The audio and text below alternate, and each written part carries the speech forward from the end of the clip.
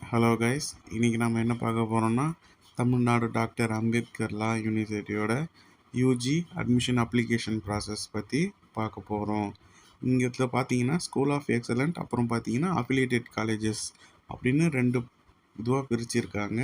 School of எக்ஸலன்ஸ்க்கு தனியாக apply பண்ணணும், affiliated காலேஜஸ்க்கு வந்து தனியாக அப்ளை பண்ணணும். நம்ம ஃபஸ்ட்டு அப்ளிகேஷன் ப்ராசஸில் எப்படி பண்ணுறதுன்றதை நம்ம பார்த்துடலாம். இது வந்து பார்த்திங்கன்னா ஒன்லி கவர்மெண்ட்ஸ் காலேஜஸ் மட்டும் தான் நம்மளை காமிக்கும். அஃபிலியேட்டட் காலேஜஸில் மட்டும்தான் ப்ரைவேட் காலேஜஸ் ஒரு 4 காலேஜ் ஆட் பண்ணியிருக்காங்க. இது வந்து பார்த்திங்கன்னா ஸ்கூல் ஆஃப் எக்ஸலன்ஸில் பிகாம் எல்எல்பி, பிஏஎல்எல்பி, பிசிஏஎல்எல்பி வந்து ஹானர்ஸ் கோர்சஸ் அவைலபிள் இருக்குது. நம்ம அஃபிலியேட்டட் காலேஜஸில் நார்மல் பிஏஎல்எல்பி, பிகாம் எல்எல்பி இருக்கும்.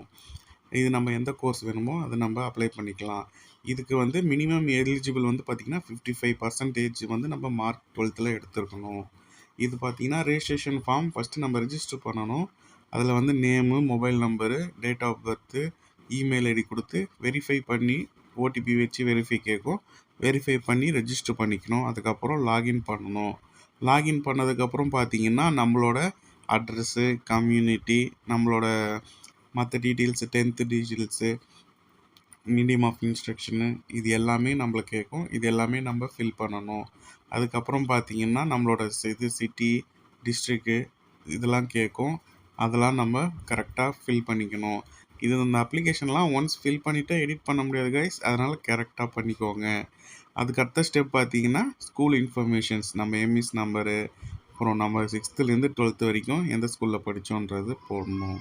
அடுத்தது டாக்குமெண்ட் அப்லோட்ஸு நம்ம ரொம்ப கேர்ஃபுல்லாக பண்ணணும். ஏன்னா நம்மளுக்கு எடிட் ஆப்ஷன் இதில் கிடையாது.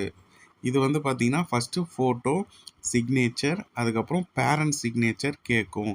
இது வந்து அந்தந்த இதுக்கு ஏற்ற மாதிரி நம்ம ஃபோட்டோ சைஸ் பார்த்திங்கன்னா 135x45 சென்டிமீட்டர் எம்எம்மு, அப்புறம் வந்து பார்த்திங்கன்னா சிக்னேச்சர் 35 mm x 15 mm நம்ம கரெக்டாக க்ராப் பண்ணி அப்லோட் பண்ணணும். பேரண்ட் சிக்னேச்சரும் இதில் அப்லோட் பண்ணணும்.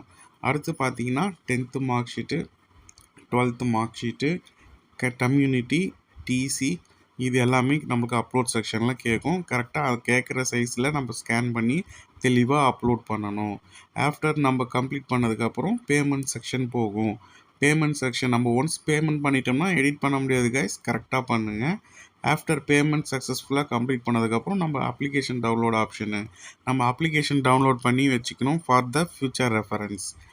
இதுதான் நம்மளோட அப்ளிகேஷன் ப்ராசஸ். இதெல்லாம் கரெக்டாக பண்ணிட்டீங்கன்னா அடுத்தது கவுன்சிலிங் ப்ரொசீஜர் வரும். நம்ம கவுன்சிலிங் பற்றி அடுத்த வீடியோவில் பார்க்கலாம். தேங்க்யூ. வேறு எதனா டவுட்னா கமெண்ட் பண்ணுங்கள்.